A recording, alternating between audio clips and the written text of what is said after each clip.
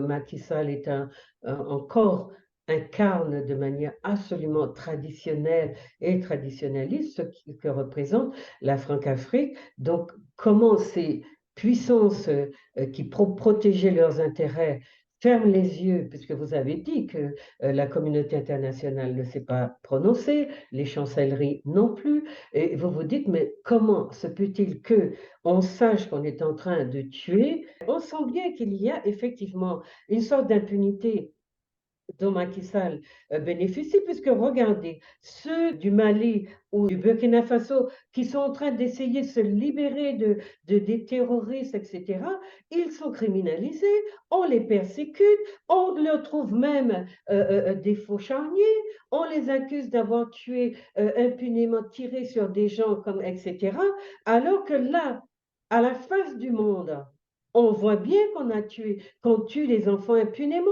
et que personne, aucune communauté internationale n'est là pour dire, voilà, on va chasser Macky Sall du pouvoir. Or, pour le Mali et les autres, on est sur le dos des malheureux, pardon, pour leur dire, dégagez, sortez, on ne veut pas de vous, vous n'êtes pas de bons gouvernants, vous êtes une jeune, vous êtes ci, vous êtes ça. Je ne sais pas, un pays qui tire sur ses enfants comme ça, je ne sais pas quel nom il faut lui donner.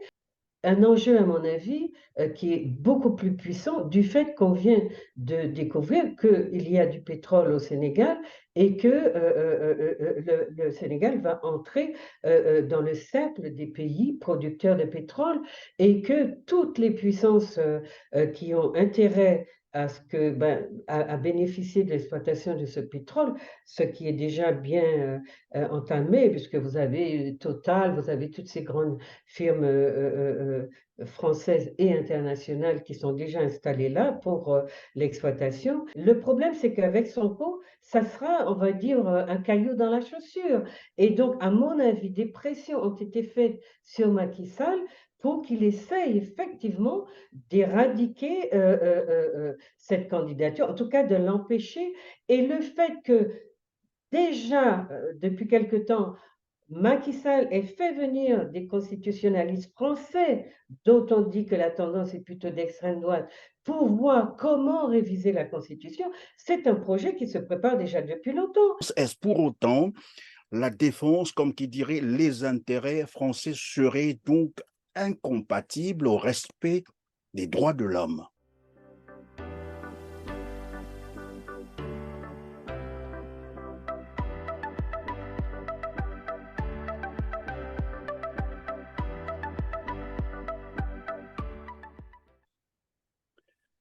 Très heureux de vous retrouver, mesdames, messieurs. Bienvenue dans ce numéro Droit de savoir et merci aussi à votre fidélité à TLR TV.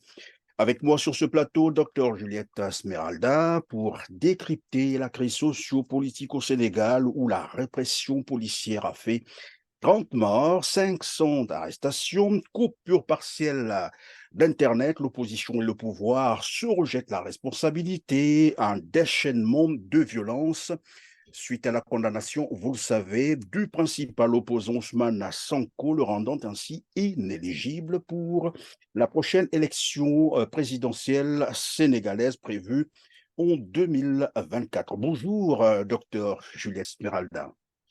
Bonjour, Monsieur Christian Perrin. Bonjour à David qui est aux commandes. Et puis, eh bien, on essaiera, puisque c'est un projet ambitieux que vous me proposez là. Je suis heureuse d'essayer de décrypter avec vous la réalité du Sénégal actuel en précisant tout de même que je ne suis pas spécialiste ni du continent ni du Sénégal, mais que en tant que appartenant à la diaspora, en tant que sociologue, tout ce qui se passe sur notre continent d'origine m'intéresse, m'interpelle et me pousse à y regarder d'un peu plus près. Merci d'avoir accepté notre invitation, docteur. Vous êtes sociologue, enseignante, formatrice et chercheur sur les problématiques identitaires, sociales et culturelles des peuples caribéens, afrodescendants et africains. Vous êtes également écrivaine prolifique. Nous allons donc évoquer le Sénégal, la crise sociopolitique dont je venais d'ailleurs de rappeler le contexte.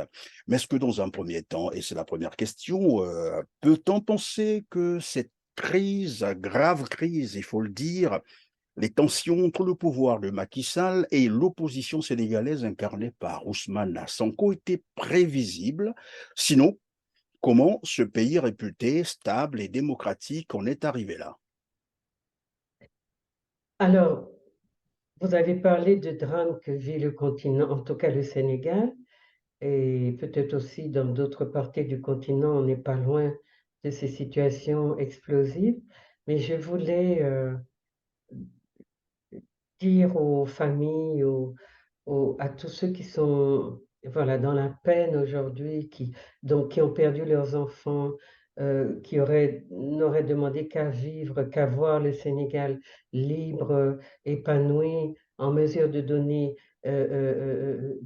à ses enfants, à l'ensemble de ses enfants, et bien leur pitance, leurs moyens de s'épanouir.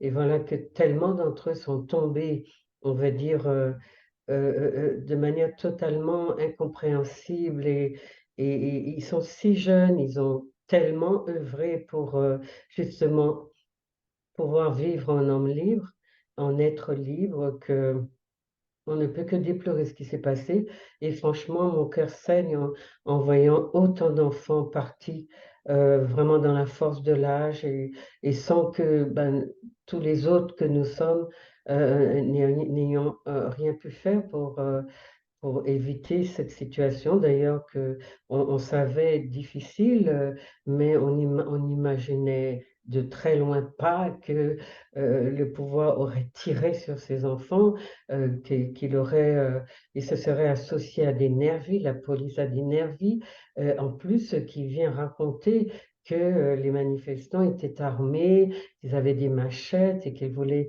et comme par hasard, c'est dans le camp des jeunes qu'il y a des morts, comme par hasard, pour démentir en tout cas cette accusation qu'on leur fait porter parce que, soi-disant, ils auraient été armés et que la police, en bonne police, n'aurait fait que se défendre. Donc, je présente mes condoléances à l'ensemble des gens qui sont en souffrance aujourd'hui, des parents, des amis, des mères, des fils, des filles, etc. Et je prie les ancêtres pour que ça ne se reproduise plus et que les jeunes aient le droit d'exiger de vivre dans un pays pacifié, dans un pays où leurs richesses leur serviront à leur épanouissement et où, au lieu de protéger les forces étrangères qui viennent déstabiliser leur pays, que les responsables du Sénégal s'occupent de leur pays, de sa situation et de son évolution, eh bien, pour que celle-ci soit favorable à l'épanouissement de son peuple en priorité. C'est pourquoi les jeunes se battent depuis si longtemps, si bravement, si courageusement et j'allais dire à main nue, même s'ils ont lancé quelques petits cailloux, ça n'a jamais tué personne et ils étaient aussi en droit d'essayer en tout cas de se défendre, mais les gens qui ont tiré sur eux, ils l'ont fait à balles réelles et ça, il faut le dénoncer, c'est inacceptable, c'est inadmissible et c'est vraiment impardonnable qu'on tire comme ça sur des gamins qui ne demandent que de pouvoir vivre dans un pays qui leur appartienne. Vous avez parlé des nervis, et aussi des jeunes Sénégalais qui ont été tués. Et on voit bien d'abord d'ailleurs les photos qui circulent sur les réseaux sociaux. On se rend bien compte qu'ils sont très jeunes. Et pas plus tard que ce matin, en préparant cette émission, je suivais donc le ministre sénégalais du Commerce qui tentait de se justifier, disant que finalement, c'est plutôt l'opposition ou sinon les brigands, c'est comme ça qu'ils les appellent, qui ont utilisé ces jeunes, les mettant, c'est-à-dire se servant de ces jeunes comme un paravent, c'est-à-dire en les mettant entre eux et la police. Donc, en d'autres termes, c'est ce que moi j'ai compris. Ça veut dire qu'il a reconnu que finalement, c'est la police donc, qui a tiré à balles réelles sur ces Oui, jeunes qui constituaient finalement le tampon comme il a voulu le démontrer. Mais bien sûr, certaines images également circulent déjà sur la toile où on voit bien des civils armés qui sont aux côtés de la police en train de tirer sur. oui. Les manifestants, Manu, vous l'avez rappelé tout à l'heure, alors on dénombre déjà 30 morts, je l'ai rappelé tout à l'heure d'entrée du jeu, 500 arrestations, coupure partielle Internet. Ce qui est curieux, c'est que toutes les chancelleries occidentales sont aux abonnés absents. Celles qui tentent un peu de dire quelque chose, c'est vraiment au bout des lèvres. Et alors qu'on sait bien que ces chancelleries, ici, moi, je préférais parler d'abord aussi de la France officielle qui ne s'est pas encore prononcée là-dessus, celle-là même qui a la promptitude de condamner les violations des droits de l'homme dans d'autres pays africains. Mais après, on nous dira, c'est une affaire entre Sénégalais, qu'est-ce que la France a à voir là-dedans? Mais la France a été interpellée sur cette situation. J'ai vu au moins un député, je crois qu'il s'appelle Bastien Taché, qui a présenté à l'Assemblée, au Parlement, enfin je pense que c'est dans la Chambre des députés plutôt, bien, une requête par rapport au comportement de la France qui a été interpellée sur la situation du Sénégal actuel et qui ne s'est pas prononcé.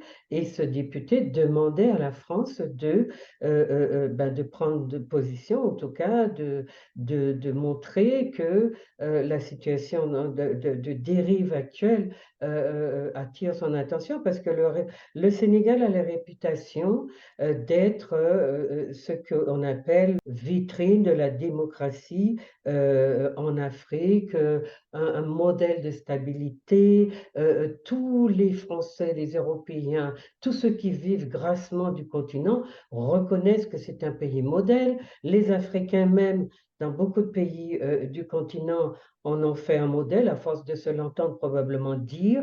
Et aux yeux de toutes ces personnes et de toutes ces puissances et qui ont leurs intérêts bien assurés, bien sécurisés au Sénégal, eh bien, le Sénégal est vanté pour ses mérites-là. Mais ce qu'on voit de plus en plus, c'est que le Sénégal est en voie de radicalisation.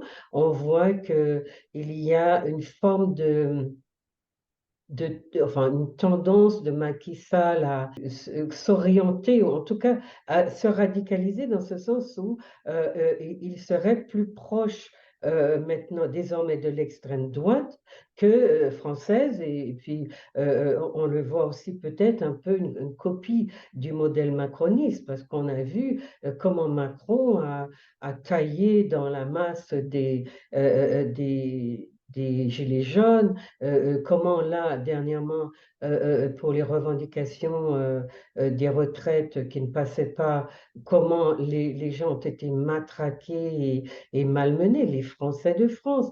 Et on sent que Macky Sall, qui est aussi un bon franc-africain, et je crois que c'est pour cela notamment qu'il est protégé parce qu'il défend et protège les intérêts de la France en tout premier lieu, et puis plus largement des Occidentaux.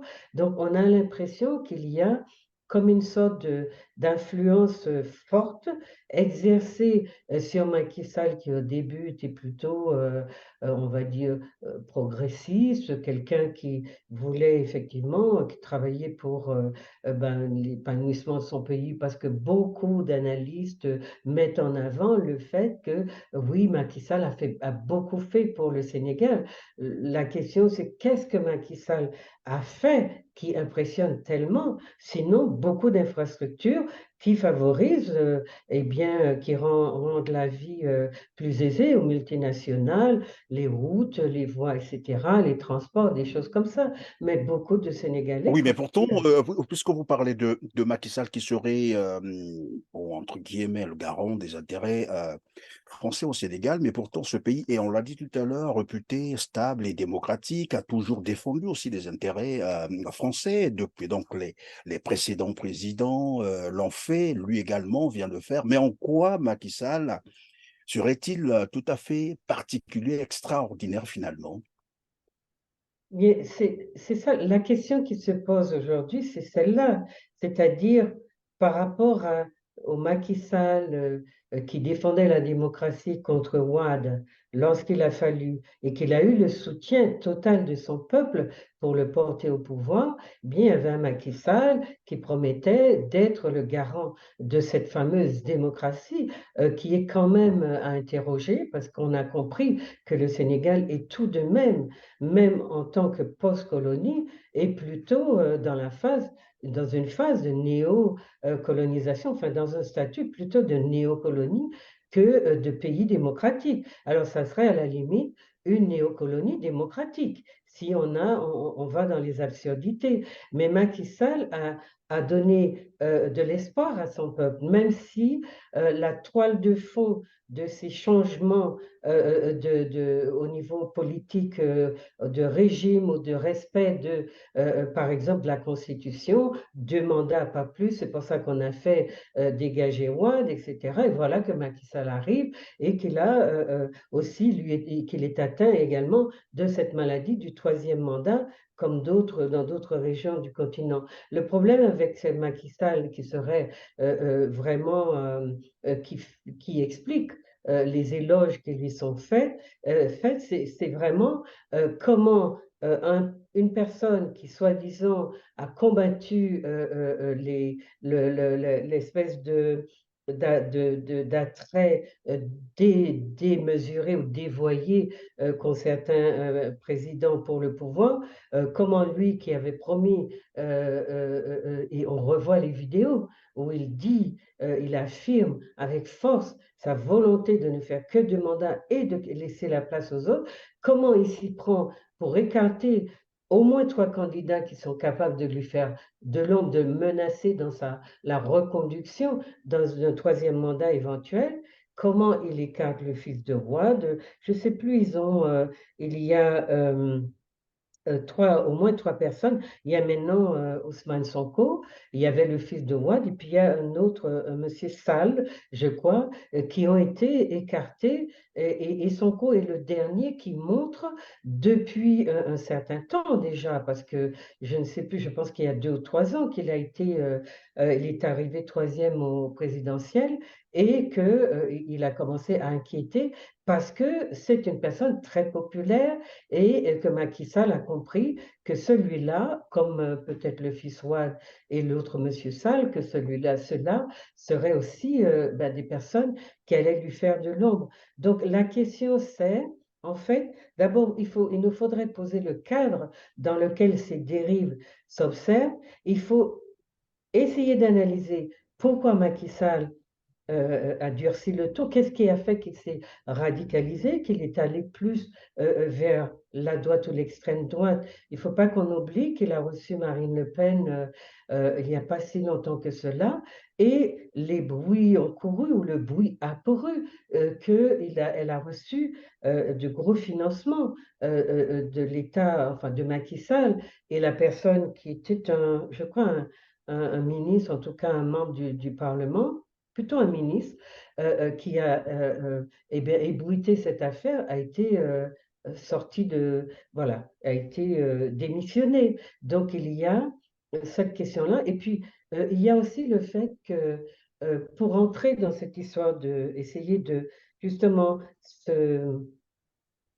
comment vous dire ça, sortir du cadre de sa parole donnée, la parole donnée au peuple, disant qu'il respecterait les 2 mandats, eh bien, on a observé, et moi je l'ai entendu chez Albert Anatola ici, sur une chaîne qui s'appelle Panafricaniste TV, il y a déjà un certain temps, il annonçait que Macky Sall, des constitutionnels français arrivaient au Sénégal pour réviser ou comment vous dire ça, trouver des failles dans la Constitution pour permettre que Macky Sall se prévale d'une possibilité de faire un troisième D'un mandat. troisième mandat. Et Mais docteur Juliette Smeralda, jusque-là, au moins, Macky Sall ne s'est pas encore prononcé pour ce troisième mandat, bien que bon, tout le monde est en train d'observer, d'analyser les faits pour comprendre que finalement, petit à petit, il avance vers, bien entendu, cette décision. Mais il s'est pas encore prononcé là-dessus. Et la question, c'est de savoir pourquoi donc se déchaîner contre Ousmane Sonko. Alors, il ne s'est pas encore présenté, il ne s'est pas encore prononcé, mais c'est justement ce jeu trouble qu'il mène, parce que si on vous dit que dans la marge, peut-être pas tant que ça, il fait intervenir des constitutionnalistes français, et j'ai appris hier sur une chaîne qui s'appelle Le Média, qu'en fait, il s'agit de juristes français proches de l'extrême droite. Et vous avez vu qu'il avait reçu, lui déjà, Marine Le Pen. Vous avez vu qu'il est très dans une sorte de qu'il subit une influence forte de la manière un peu dictatoriale qu'a M. Macron de diriger la France, et que il sent que eh bien, ça libère chez Macky Sall aussi un certain nombre de, on va dire, de tendances qui étaient peut-être en berne et qui se libèrent aujourd'hui, puisque on a l'impression que dans beaucoup de pays quand même, il y a de manière très décomplexée un exercice du pouvoir qui inquiète les peuples qui se sentent, eux, menacés. Donc pourquoi Ousmane Sonko? Parce qu'on l'a dit, c'est une personne qui va faire de l'ombre, qui risque. Il semble que Macky Sall n'aime s'entourer que de gens contre lesquels ou contre qui il est sûr de gagner. Or, avec la popularité de Ousmane Sonko, qui est un personnage, quand on voit sa biographie, bah, il n'est pas sorti, on dirait, de nulle part. Il a un doctorat, il me semble qu'il est juriste de formation, un doctorat de droit, il est maire de Ziguinchor, en Casamance. Il a travaillé aussi dans une institution qui est très importante, qui contrôle, on va dire, les Les finances de impôts, l'État, hein, il a et travaillé aussi dans les impôts.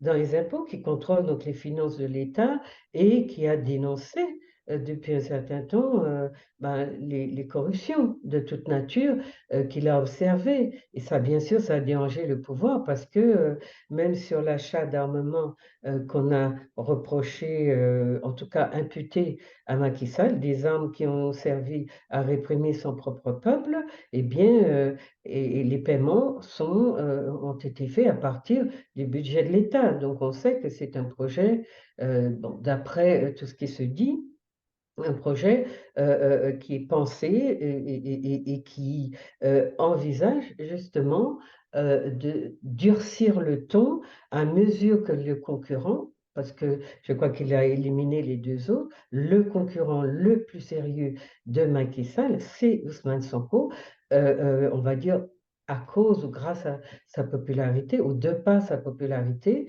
puisque on a vu que le pays est actuellement à feu et à sang, parce que je pense que, voilà, d'après ce qu'on comprend, il y a quand même une sorte de mainmise de l'État sur la justice, et il semblerait donc que les juges aient prononcé comment est-ce que, une peine contre Sonko de 2 ans de prison ferme, qui permettent que les élections se passent sans lui, alors qu'il est censé être l'un des principaux, on va dire, voilà, principaux concernés par cette élection, puisque le peuple l'attend, entend et souhaite comme président. Donc il y a, Évidemment, docteur, lorsque vous parlez de la condamnation d'Ousmane Sonko, il faut peut-être rappeler à nos téléspectateurs que finalement, il a été condamné pour une infraction dont il n'a jamais été reproché ni interpellé, bien entendu. on n'a jamais Donc, prouvé, en tout cas, qu'elle avait commis cette infraction. Et la question, c'est que tout d'un coup, alors il est en procès et qu'il subit les violences qu'on a vues, tout d'un coup, ces présomptions contre lui sont laissées de côté, et on l'accuse de corruption de la jeunesse. Et ça correspond à quoi? Parce que probablement des jeunes le suivent, ou que, eh bien, dans ses prises de parole publiques, et il est suivi par ou beaucoup de peut-être jeunes. simplement parce qu'il galvanise la jeunesse, c'est ça. Oui, c'est ça. Voilà, mais est-ce que ça a jamais été une cause de... est-ce que si le Sénégal est la fameuse démocratie qu'on nous dit, qui est voilà, déclamée à tue-tête partout, si elle est cette fameuse démocratie, en quoi euh, faire des conférences, galvaniser des jeunes qu'il n'a pas obligé à le suivre, hein, son cours. Les jeunes lui trouvent une parole qui correspond à ce que eux ont comme projet pour leur société, et à ce moment-là, c'est à Macky Sall de prouver qu'il peut mieux faire. Et je veux dire, on n'écarte pas un concurrent, entre guillemets, en l'enfermant et en continuant à proclamer que le Sénégal est la plus grande démocratie de la planète. Enfin, il y a quand même des abus au niveau du langage, au niveau du dévoiement ben, des institutions judiciaires et de la police, puisque vous savez que ce sont des instances qui sont, c'est l'État qui a le monopole de la violence, qui demande aux citoyens partout dans le monde de lui déléguer ce pouvoir. Et quand l'État détourne ce pouvoir à son seul profit, eh bien, cela donne les dérives qu'on voit. Alors, on savait que les jeunes n'allaient pas accepter l'emprisonnement de Sonko. Alors, pourquoi est-ce qu'on a justement décidé tout de même de l'emprisonner? Il y a quand même des calculs, il me semble, probablement, derrière cette manière d'aller au bout de la provocation et après de dire, oui, il y avait des voyous, des bandits, des méchants qui se sont mis à tirer, à viser la police et à vouloir je ne sais quoi. Il n'y en a pas un seul qui soit blessé dans la police, dans le corps de police. Et on en est à 30 morts de jeunes enfants qui protégeaient leur société. C'était ça, en fait, l'objectif. Donc, il y a des discours qui ne tiennent pas, mais il y a des actes qui nous permettent quand même de comprendre que là, on est dans un basculement de quelque chose qui va avoir du sens quand on va essayer d'aller plus loin que le simple Sénégal. Parce qu'on a parlé du fait que il y a une forme de durcissement d'arbitraire dans la façon désormais de diriger le Sénégal, mais il y a un enjeu, à mon avis, qui est beaucoup plus puissant du fait qu'on vient de découvrir qu'il y a du pétrole au Sénégal et que le Sénégal va entrer dans le cercle des pays producteurs de pétrole et que toutes les puissances qui ont intérêt à ce que, ben, à bénéficier de l'exploitation de ce pétrole, ce qui est déjà bien entamé, puisque vous avez Total, vous avez toutes ces grandes firmes françaises et internationales qui sont déjà installées là pour l'exploitation. Et il y a donc une sorte d'impunité dont Macky Sall s'est cru bénéficier, dont il a cru qu'il allait bénéficier de la part de ces pays-là. Mais pour que le Sénégal, qui est absolument le chouchou des pays occidentaux et de beaucoup de grands, on va dire, de grands analystes français, américains, etc., pour que ce Sénégal-là continue d'être aimé, parce que j'ai entendu un grand analyste d'un grand laboratoire de recherche, je crois que c'est l'IRIS, dire le Sénégal est absolument indispensable pour la France. On ne peut pas se Oui, passer. mais le Sénégal, absolument indispensable pour la France, est-ce pour autant la défense, comme qui dirait, les intérêts français seraient donc incompatibles au respect des droits de l'homme? Ce qu'on comprend, c'est que les dictatures, bon, il n'y a pas qu'au Sénégal, on a vu aussi comment on a tué impunément des milliers d'enfants de la Côte d'Ivoire. On a vu d'autres drames de ce fait-là. Ce qu'il y a, c'est que ces présidents qui ont un sentiment d'impunité ont ce sentiment précisément parce qu'ils se savent soutenus. Au Sénégal, vous avez une base militaire française qui est importante et vous avez actuellement 350 militaires français au Sénégal. Et quand il y a eu les premiers échauffourées, toutes les multinationales françaises étaient protégées par, on va dire, des fils, des barrières de militaires français qui protégeaient les intérêts de la France. Et donc, la question qui s'est posée et qui se posera encore, c'est pourquoi le soutien de comportements ou de pays dans lesquels les Occidentaux disent, les Français dans le cadre de la Franc-Afrique, puisque Macky Sall est encore incarne de manière absolument traditionnelle et traditionnaliste que représente la Franc-Afrique. Donc, comment ces puissances qui protégeaient leurs intérêts ferment les yeux, puisque vous avez dit que la communauté internationale ne s'est pas prononcée, les chancelleries non plus, et vous vous dites, mais comment se peut-il que on sache qu'on est en train de tuer impunément des citoyens, voire des enfants, qui n'ont personne pour les protéger, sinon leur propre État, et si leur propre État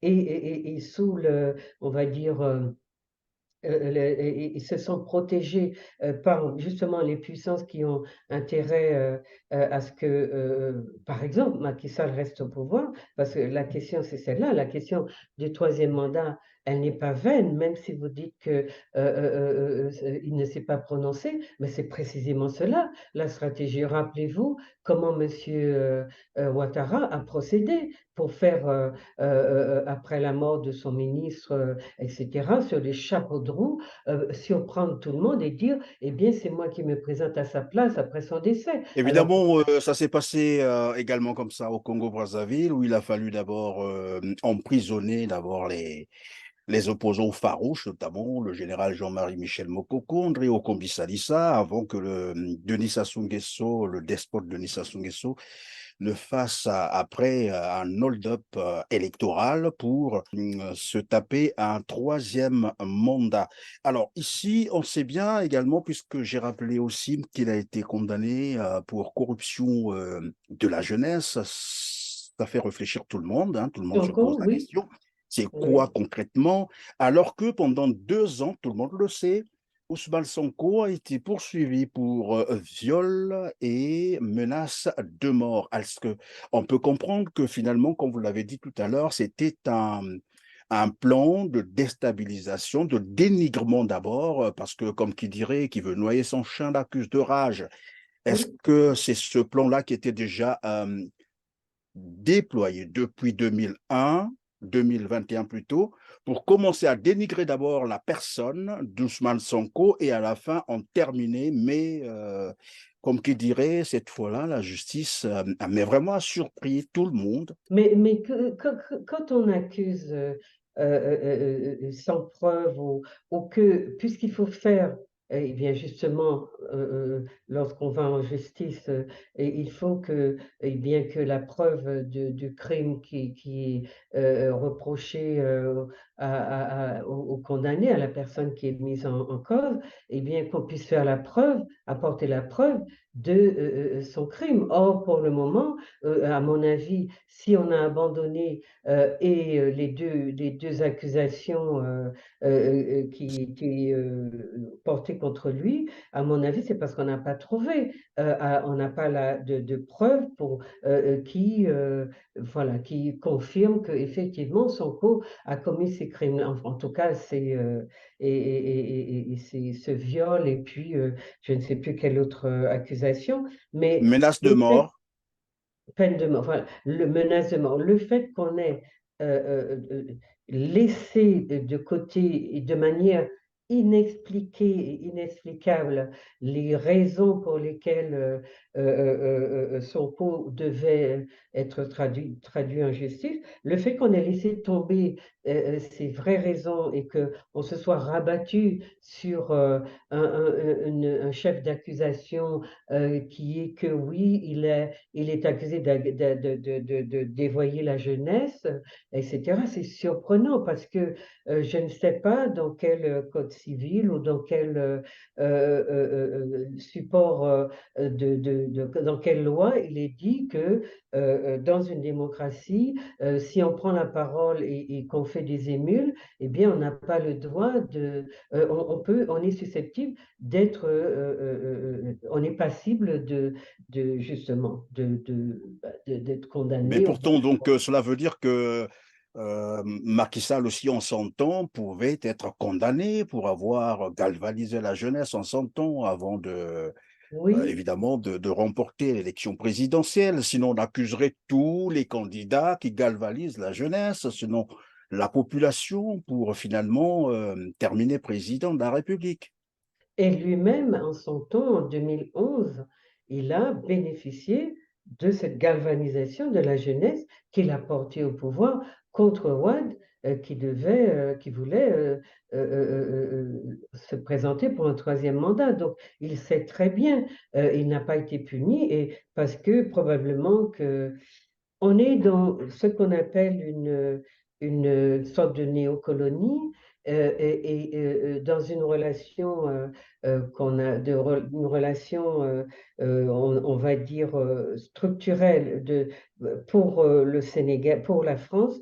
Le Sénégal est un élément absolument important dans l'implantation sur le continent, dans les traditions aussi politiques. Il ne faut pas oublier les liens qui unissent les présidents, donc, les présidents sénégalais avec la France à travers les femmes que les présidents ont épousées pour beaucoup dans beaucoup dans beaucoup de cas, et le rôle important que ces femmes-là ont joué dans la francisation du Sénégal. Aujourd'hui, on parle beaucoup de développement du Sénégal. En réalité, vous avez une sorte d'occidentalisation très avancée du Sénégal. C'est-à-dire, est-ce qu'on peut être un peu plus explicite?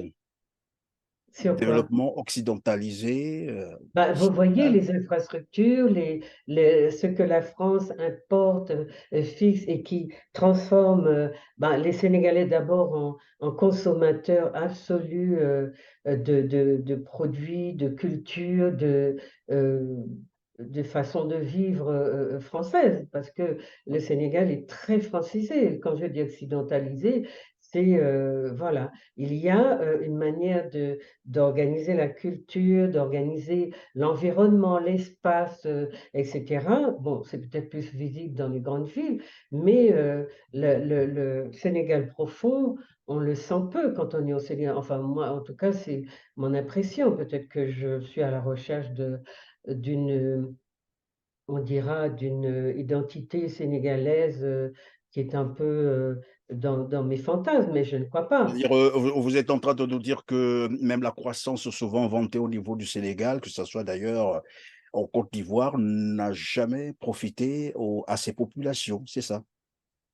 Moi, s'il y avait une croissance à l'africaine qui bénéficiait aux Africains, moi, j'aurais compris, je me poserais la première question que je me poserais, c'est pourquoi le chômage est aussi endémique au Sénégal, pourquoi il touche autant de jeunes, pourquoi ils s'en vont autant, pourquoi malgré les efforts qu'ils font d'étudier, etc., ils ne trouvent pas à s'employer chez eux. Qu'est-ce qui se passe au Sénégal? Qui sont ceux-là qui gagnent tous les marchés, ceux-là qui viennent apporter leur savoir-faire de pays étrangers aussi colonisateurs ou néocolonisateur? Il y a énormément de discours qui restent à l'état de discours et que les Africains, dans beaucoup de domaines, répètent de manière un peu automatique. Il y a à regarder la réalité sociale. Moi, vous me parlez vous me posez des questions, je suis sociologue et je regarde, je prends en compte un certain nombre de paramètres sociologiques pour comprendre cette jeunesse qui est dans la rue, qui réclame de la justice et qui reçoit des balles. Est-ce que si elle était heureuse, si elle était satisfaite, si ceux qui étaient au pouvoir s'occupaient d'elle, du pays, de son développement, de leur permettre de faire, alors peut-être pas 3 repas par jour, parce que dans beaucoup de pays africains, on n'est pas forcément dans des traditions occidentales. 3 repas par jour, on sait pourquoi les Occidentaux le faisaient. Maintenant, je veux dire, tout ça, ce sont des paramètres qu'il faut prendre en compte pour, pour essayer d'avoir une vision d'ensemble. Or, ce qu'on reproche aujourd'hui, et je l'ai entendu y compris chez des gens qui ne font aucune concession à ceux des autres chefs africains, chefs d'État africains des pays avoisinants, des gens qui ne font aucun cadeau, par exemple, à Assimi Goïta, à Ibrahima Traoré, à je ne sais plus, Doumbouya, etc., qui ne leur font pas de cadeaux parce que, bon, soi-disant, ils s'éloignent de la bonne gouvernance, ce sont des militaires, ceci, ça. Mais pour le cas de Macky Sall, on a entendu pratiquement tous les gens, les chefs d'État, les ministres, les, pardon, les analystes, dire que Macky Sall a tort.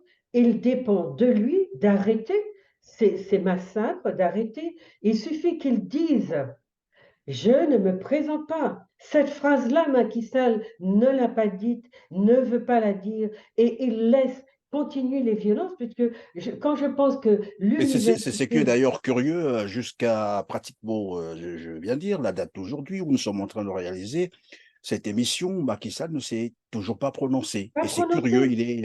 il est silencieux. Il est silencieux, mais c'est 30 morts, s'il s'avère que le chiffre est exact, 30 morts, 500, des centaines de blessés, parce qu'on n'en parle pas, 500 personnes enfermées. Pourquoi un président de la République qui dit qu'il est démocrate, qui dit qu'il veut le bien, qu'il veut être celui qui va continuer à développer le pays, etc. Pourquoi ne pas se prononcer? Ou bien même euh, euh, euh, euh, de dire ses condoléances aux familles qui ont perdu des gamins, des gamins, des gamins. On ne devrait pas accepter cette chose-là. Je veux dire, si les gens continuent à considérer que les Noirs, c'est de la chair à canon, qu'on peut leur tirer dessus, qu'on peut s'en débarrasser comme de déchets, moi, je trouve qu'il faut pousser un cri mais d'alarme à l'échelle planétaire pour dire qu'on ne veut pas, on ne peut pas accepter, même si nous vivons à des millions, de milliers de kilomètres du Sénégal. C'est nous le Sénégal. Je suis le Sénégal. Je suis sénégalais. Et je serai tous ceux du continent des origines qui essayent de se libérer de cette façon qu'on a de traiter le continent. Donc, il suffirait d'abord de dire au peuple qu'on le respecte et on est malheureux parce qu'on voit combien d'enfants sont tombés euh, inutilement, parce que ça n'a rien arrangé. Les massacres continuent, les saccages continuent. Il y a des manifestations dans les grandes villes d'Europe et des États-Unis pour dire à Macky Sall de dégager, pour laisser la place à Sonko. Mais à la limite, on ne dit même pas qu'il faut pousser Macky Sall de côté, laisser les élections dire le choix des Sénégalais. Laissez-les voter puisque vous dites que vous êtes la plus grande démocratie du continent, que tous les pays occidentaux sont fiers de dire enfin une démocratie sur le continent, nous allons les soutenir. Mais derrière ces intérêts, on sent bien qu'il y a effectivement une sorte d'impunité dont Macky Sall bénéficie, puisque regardez, ceux du Mali ou du Burkina Faso qui sont en train d'essayer de se libérer des terroristes, etc., ils sont criminalisés, on les persécute, on leur trouve même des faux charniers, on les accuse d'avoir tué impunément, tiré sur des gens, comme, etc., alors que là, à la face du monde, on voit bien qu'on tue les enfants impunément et que personne, aucune communauté internationale n'est là pour dire, voilà, on va chasser Macky Sall du pouvoir. Or, pour le Mali et les autres, on est sur le dos des malheureux, pardon, pour leur dire, dégagez, sortez, on ne veut pas de vous, vous n'êtes pas de bons gouvernants, vous êtes une jeune, vous êtes ci, vous êtes ça. Je ne sais pas, un pays qui tire sur ses enfants comme ça, je ne sais pas quel nom il faut lui donner. Et puis, en dehors de cela, cette sorte d'hypocrisie incroyable qu'il y a à jouer sur les mots, à dire que oui, on est...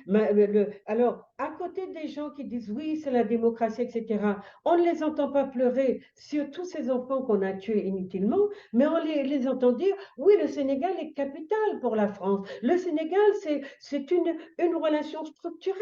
On en a besoin parce que c'est vraiment depuis tout le temps de grands amis. Mais en même temps, on reconnaît que c'est pas si ami que ça. Parce que ce qui est en train de se passer, c'est que pour que les Occidentaux trouvent leur compte dans ce Sénégal, ce fameux Sénégal Sénégal idéalisé, qui a vraiment gagné toutes les bougies de suprématie, etc., eh bien, dans ce Sénégal-là, on est en train de lâcher Macky Sall parce qu'on veut un Sénégal, on va dire une situation stable au Sénégal pour que, eh bien, la néocolonie, la Franc-Afrique continue à vivre à faire son petit bonhomme de chemin tranquillement, sans être gêné. Or, voilà qu'aujourd'hui, Macky Sall, d'après ce que j'ai compris, il a dû quitter le pays. La France a refusé de le recevoir et il serait en Côte d'Ivoire parce que, voilà, on sait les liens. On Évidemment, sait- puisque vous en parlez déjà, une information nous est parvenue, disons que il serait introuvable. Alors, ma question, c'était de savoir, est-ce que, à défaut, bien entendu, de se présenter lui-même pour un troisième mandat, parce que là, ça devient apparemment très compliqué pour lui. Déjà, premièrement, donc, Ousmane Sonko, qui a été condamné par contumace, peut être arrêté à n'importe quel moment. Or, déjà, rien que la condamnation, on a vu ce qui s'est passé. Cela veut dire, si on met la main sur Sonko, ça va encore brûler. Deux, le jour où il se prononce pour le troisième mandat, là aussi, finalement, les gens diront, bon, voilà, donc on avait raison d'aller dans la rue, ils vont encore reprendre la rue. Donc, en fait, il se retrouve dans une situation très complexe. Et donc, je disais qu'il serait introuvable. Alors, ma question, c'est de savoir, est-ce que on peut assister, par exemple, à une prise de pouvoir par l'armée? Sonko est quand même soutenu par beaucoup de pays, par beaucoup de partis politiques à travers le continent.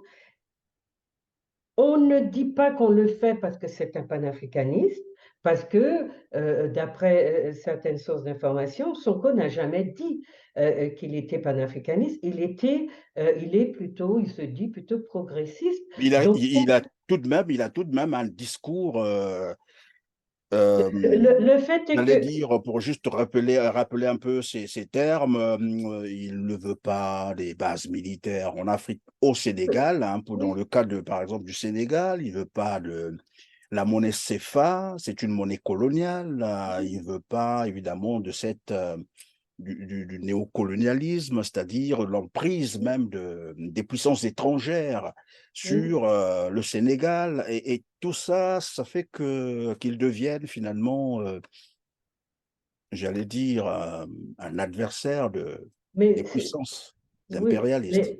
mais voilà, il se dit progressiste et il se décrète pas forcément panafricaniste dans les termes, mais on voit dans son parti PASTEF, il y a toutes les tendances, dit-on. Ça veut dire que il y a aussi des panafricanistes, des gens qui sont d'une aile plus gauche, plus de gauche que certaines tendances dans le mouvement même qui seraient plutôt, voilà, on va dire du centre ou progressiste simplement. Ce que, à mon avis, ce qui a expliqué euh, l'accélération de la dégradation de la situation au Sénégal, c'est que oui, les élections approchent, on est vraiment très près de 2024. Sonko est souverainiste. La France se trouve dans une situation compliquée sur le continent, C'est-à-dire, quoi qu'elle fasse. Elle est dans une situation où elle a cru qu'elle allait dominer le Mali, qu'elle allait empêcher ce qui se passe au Mali, au Sénégal, au Burkina, et puis dans d'autres régions où il y a quand même des petits bouillonnements. Elle a cru qu'elle allait empêcher tout ça. Monsieur Macron a joué à celui qui maîtrisait, qui comprenait, qui a insulté, qui s'est moqué, etc.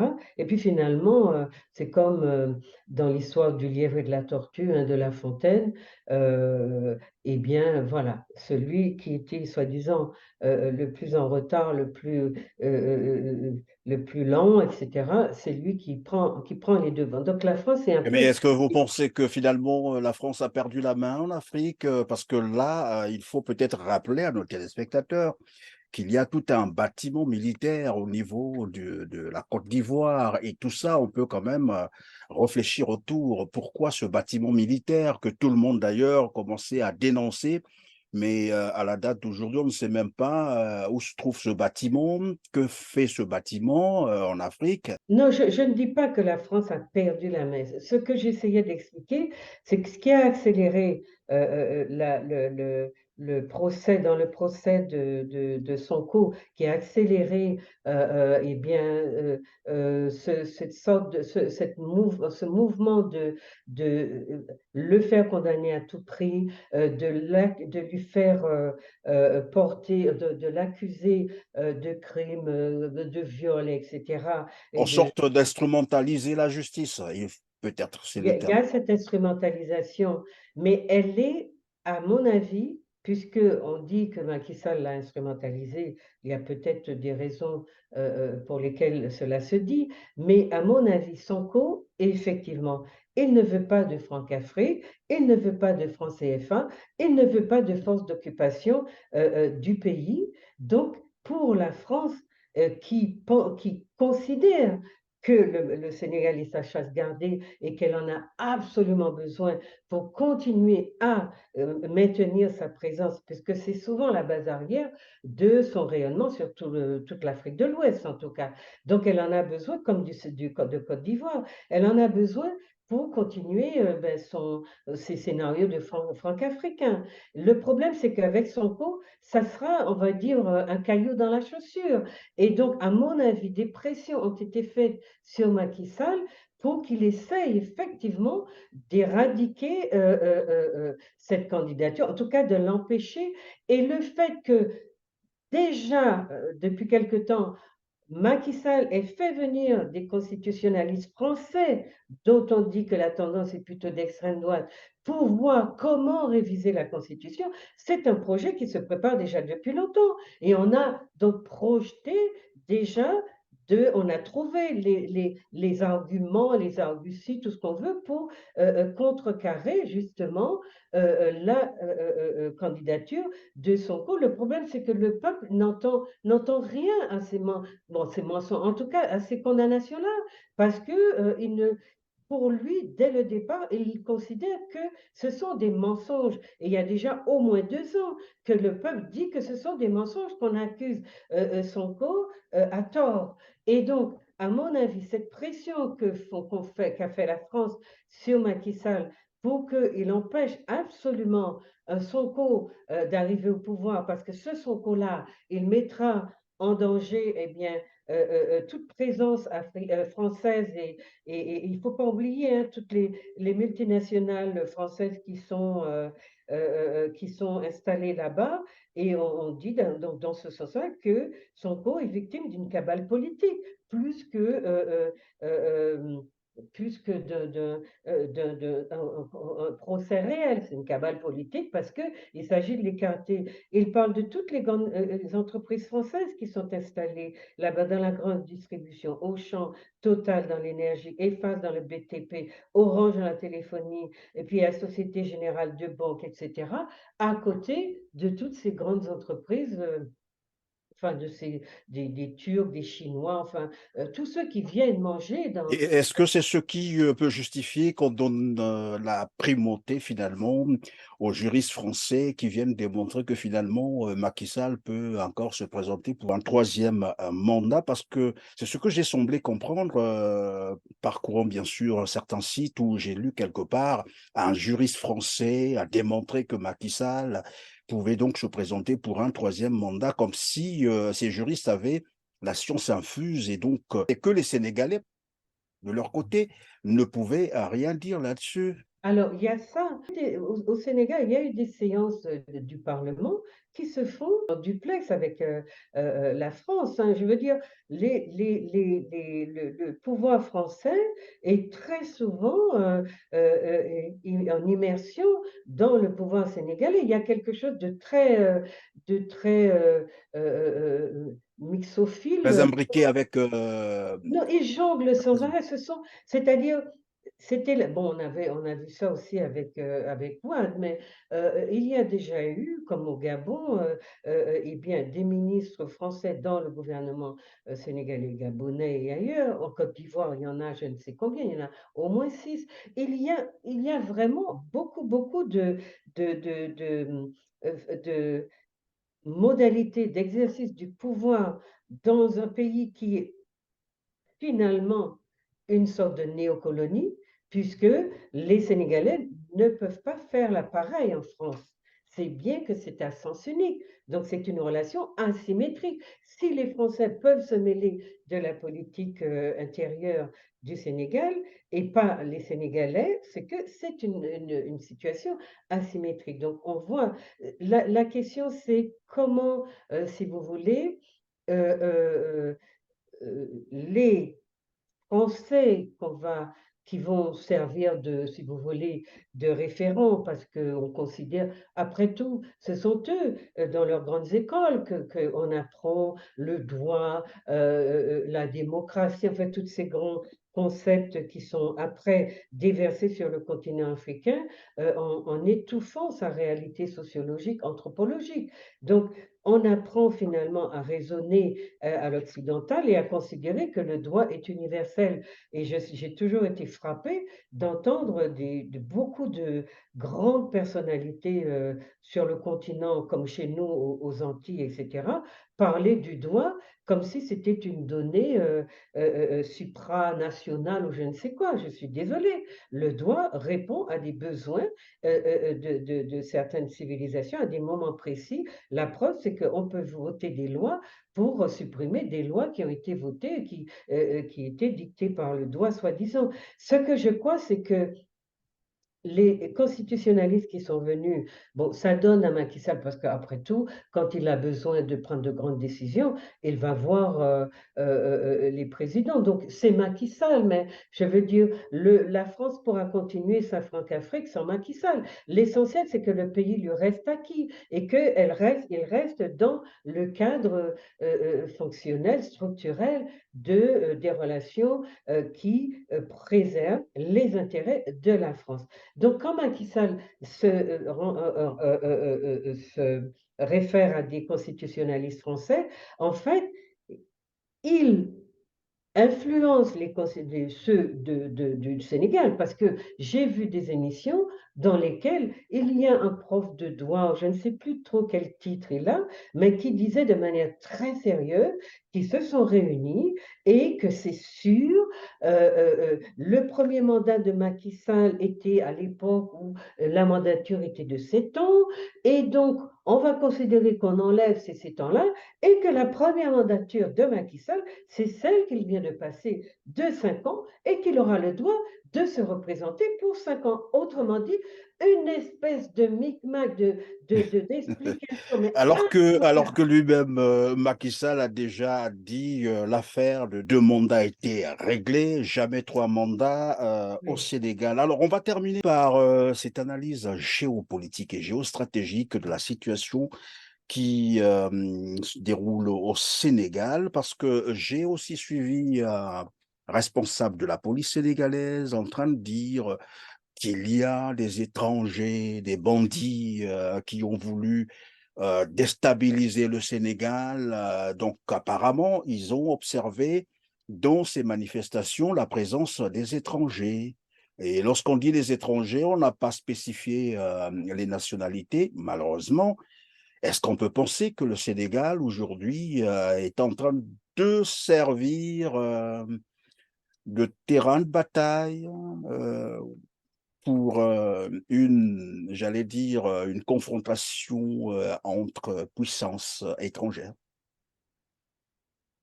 Moi, je ne sais pas, quand il y a eu ben, des accusations contre le Mali et qu'il fallait faire condamner les Russes ou je ne sais qui, d'ailleurs, il y a aussi une tendance à dire que Macky Sall sert les Russes. Il ne faut pas oublier toutes les stratégies que Macky Sall a développées hein, quand il est allé chercher du blé en Russie pour les Européens. Il est parti au Sénégal en tenue traditionnel pour aller au Mali, parler à ses frères, etc. Et puis il est allé, je crois, en Guinée. On a vu Macky Sall faire sa tournée des pays, justement, qui étaient en train de secouer le joug de la Franc-Afrique, et tout le monde s'y est trompé. Enfin, beaucoup de gens ont cru dans les analyses, on a entendu que Macky Sall était maintenant un panafricain et qu'il défendait cette vision de l'Afrique. Donc, je ne sais pas vers quoi nous mènent ces déclarations-là. Moi, j'ai toujours en toile de fond une phrase ou deux dites par le pouvoir français, M. Macron, et Madame, comment est-ce qu'elle s'appelle? Elle était avant ministre de la Défense, elle a été remplacée. Madame Parlé? Parly. Ils ont dit, tous les deux, c'est maintenant que la guerre de communication va commencer. Et depuis là, on a toutes sortes de communiqués, de déclarations, de vraies fausses informations, de fake, des choses qui sont absolument déstabilisantes. On ne sait pas qui croire, et c'est pour cela que les pays qui sont attaqués demandent à leur population d'être très vigilants. Moi, j'ai entendu dire, quand on a accusé le Mali d'avoir assassiné sa population, il paraît, puisqu'on a interrogé des gens, on a payé des gens pour dire qu'ils ont vu des peaux blanches et puis des gens qui parlaient une langue bizarre pour dire que les Russes tuent les populations locales, donc il faut que la communauté internationale intervienne, qu'on laisse la MINUSMA dans le pays, MINUSMA dont le Mali ne veut plus, etc. Vous voyez, il y a énormément, puisque vous parlez de géostratégie ou géopolitique, il faut que les gens comprennent que ce qui a été dit par la France dans ses médias, par le président de la République et par sa ministre de la Défense de l'époque, ce ne sont pas des paroles vaines, parce que je vois que l'actualité se déroule très très vite et une information remplace l'autre et on perd un peu. Il faut garder, capitaliser les informations centrales, celles qui nous permettent de comprendre donc vers quoi nous allons. Et Comprends la suite, oui. je voulais juste rebondir sur la question du bateau. La question de ce gros navire qui est arrivé en Côte d'Ivoire et qui étonnait beaucoup les Ivoiriens et pour lequel, enfin la présence duquel Monsieur Ouattara a dit que c'était des militaires français qui venaient aider l'armée ouattarienne. Et bien, on voit qu'au fond, d'abord, ils sont très nombreux parce que tous ceux qui ont quitté le Burkina et le Mali, ben, ils n'ont jamais quitté la France, l'Afrique, ils sont sur le continent et ils sont redéployés simplement. Ce bateau, qui est aussi, il me semble, un porte-avions, a une mission précise et on a des raisons de se questionner sur sa présence. Pourquoi M. Ouattara, qui venait de sortir de France et qui avait probablement reçu ses ordres de mission, bien etc., ses conseils, pourquoi ce bateau est venu stationner en Côte d'Ivoire, où justement on voyait des remous de population qui commençaient à dire qu'avec notamment Elvic TV qui réveillait un peu la conscience politique des populations, on a senti qu'il y a eu même des mouvements, des milliers, avec Gbagbo, des milliers d'Ivoiriens qui sont sortis dans les rues pour demander qu'il se représente aux élections. Il y a eu tout ce mouvement et hop, on a senti que la répression s'organisait.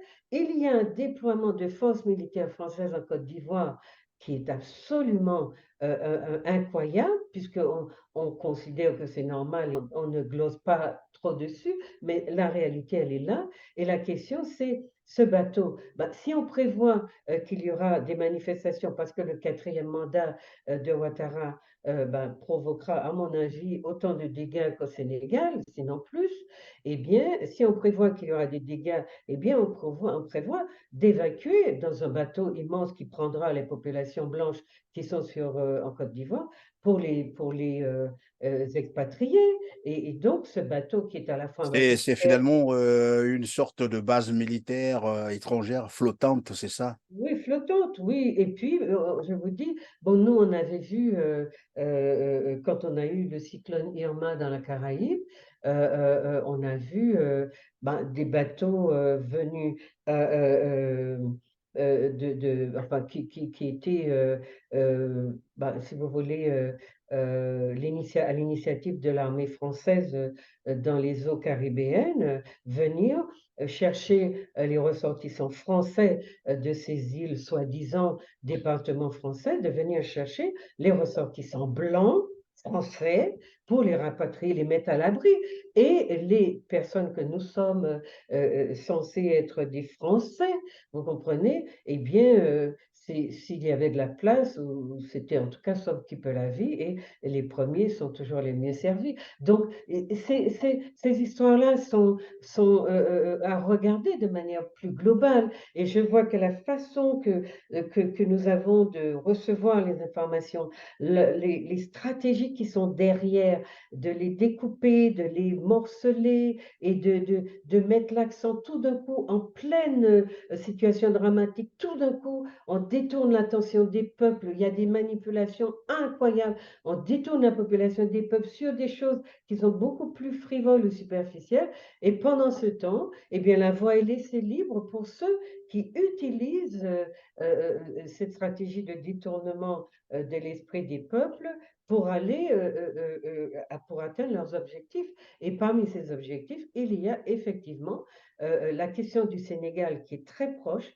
Et pour la Côte d'Ivoire, on a encore un petit répit d'un an peut-être, mais les choses commencent déjà à s'envenimer. Eh bien, Macky Sall risque d'être lâché par les puissances occidentales, notamment françaises, parce que il leur faut un Sénégal apaisé pour notamment la souveraineté de la Françafrique, du franc CFA, mais surtout de l'exploitation du pétrole dont tout le monde, tous ces pays-là ont besoin.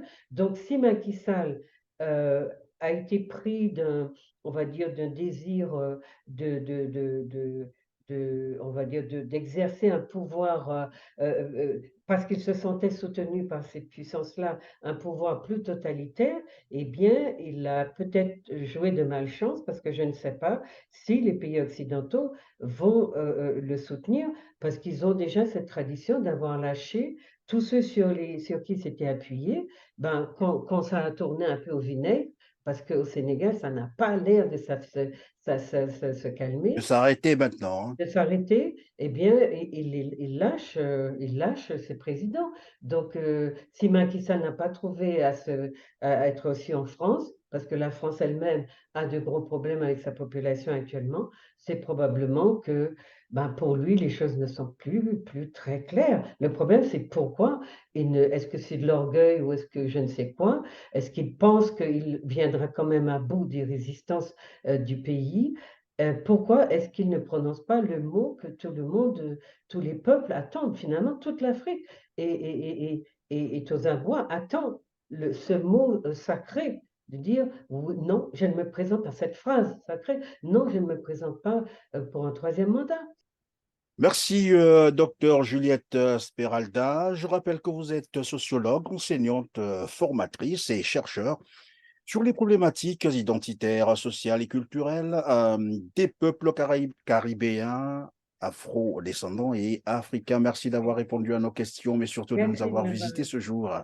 merci de m'avoir Merci répondu. beaucoup.